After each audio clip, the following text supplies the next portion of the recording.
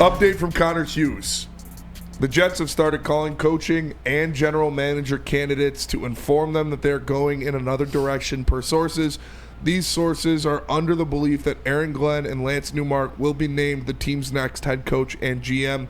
Things are not 100% finalized / done yet. We've seen last-second snags before, but certainly trending in a positive direction for the New York Jets. As coaching source told me, unaffiliated with the Jets Brain Trust, it would be a surprise if the two didn't get the jobs. So wow. All things are trending to Aaron Glenn being the next head coach and Lance of the Newmark New York being Jets. the general manager. And Lance Newmark being the former GM. Detroit Lions pro personnel. Maybe they're going to sign a lot of injured people. How do you feel about that? Aaron, I'm kind of nervous for him. Aaron Glenn to the Jets? Yeah. I feel bad for him. I do too. I would have, if I was him, I would have gone to New Orleans before the Jets. You know our boy Abe, big Jets fan, he's fucking excited. He's stoked. He's out driving back and forth from the airport. Yeah. I mean, no, the Jets fans should be happy. They're getting a great head coach, or what we think is going to be a great head coach if he goes there. Again, this is not official yet. Yeah. But all things are pointing. Sources are starting to say that it's almost pretty much a done deal. If I was Aaron Glenn, I'd go to New Orleans over New York, personally. All day.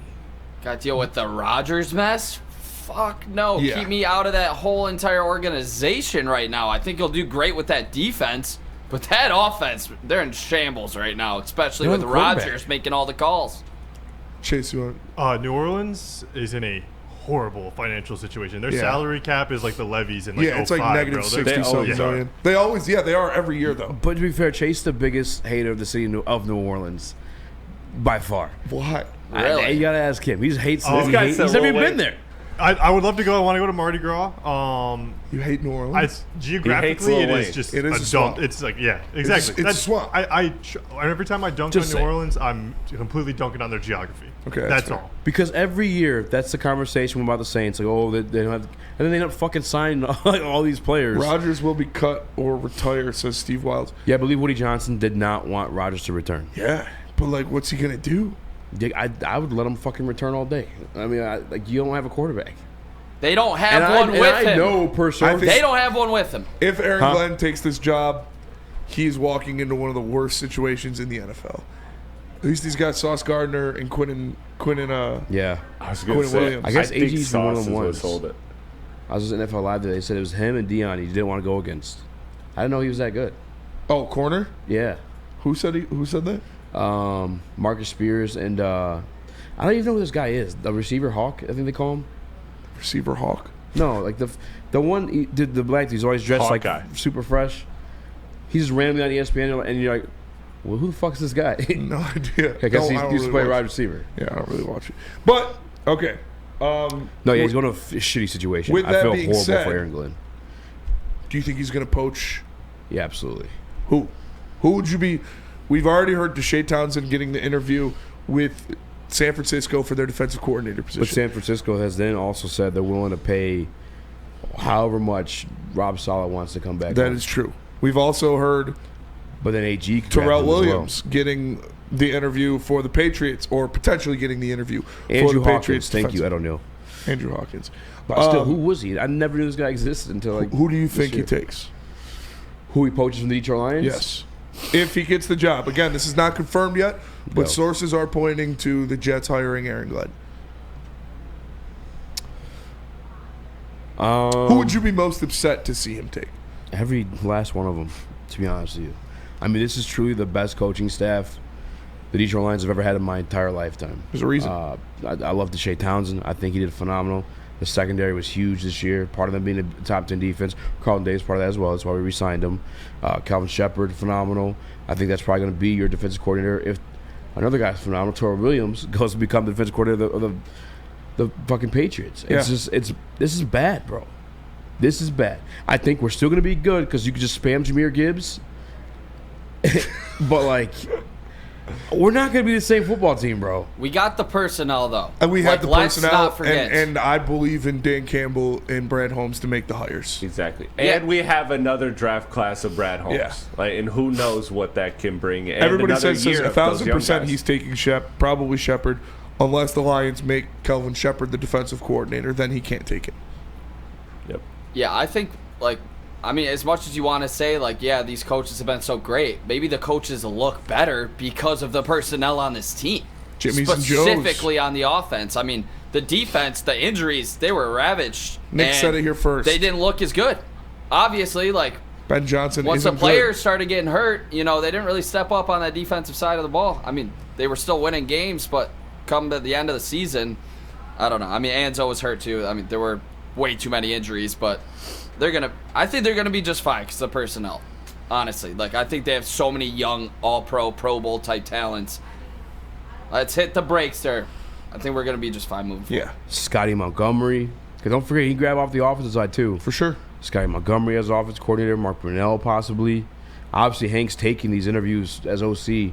Rumors are from that one lady that he's probably going to be the OC of Chicago. And You think a first-time head coach would bring in a lot of guys that would be first-time coordinators as well on both sides of the ball? I think you would want more stability. I think you would want could, guys but that you have could been still there before. have like Good former head point. coaches in the building as assistants. Like we had John Fox that one year. Yeah, Like you have like a couple but he of those also guys had lurking Anthony around. Lynn as his offensive coordinator. That was the guy that Dan Campbell brought in. Anthony Lynn is his offensive coordinator, a guy who's been a head coach. Wait, I'm confused what you're saying. Dan Campbell, Yeah. who became a first-time head coach, Had and Anthony brought it- Lynn as his offensive coordinator. Yeah, but they don't have to have coordinator positions though. They can still be like just assistant but I don't think positions. you're going to bring in those guys and give them assistant Because there's certain positions. guys like Pete Carroll last year that like they may have the itch to coach again, but they get to a certain age, they have all that experience, but they don't want the stress of like being a full-time coordinator or being a full-time head coach. So they take those assistant roles. Steve Lehman says that's what Dan did. No, he didn't. Anthony Lynn was Dan Campbell's offensive coordinator. But then he did bring in Ben Johnson. He By fired the way, the guy. too, I saw a couple stuff out there, and maybe we'll talk about this next segment too, like about the Lions having rookie coordinators and not be comfortable with it. I have no issue with that. That's how the league works. Yeah. Ben was a rookie coordinator for us. He's phenomenal. Aaron Glenn, the rookie coordinator for us. You didn't have the Jimmys and Joes right away, but like still obviously a great defensive mind. He's getting a head coaching job this week. Yeah, and I don't know. Everybody's just freaking out. I have faith in Dan Campbell and Brad Holmes to replace these guys. This is what good teams go through. This is what happens with good teams' coaching staffs. We knew this was going to happen. And I know we thought it was going to happen in a month from now. But that's what you got to take care of business, man. I don't have as much faith. You don't have faith that Brad Holmes and Dan Campbell can replace these guys. I think there could be.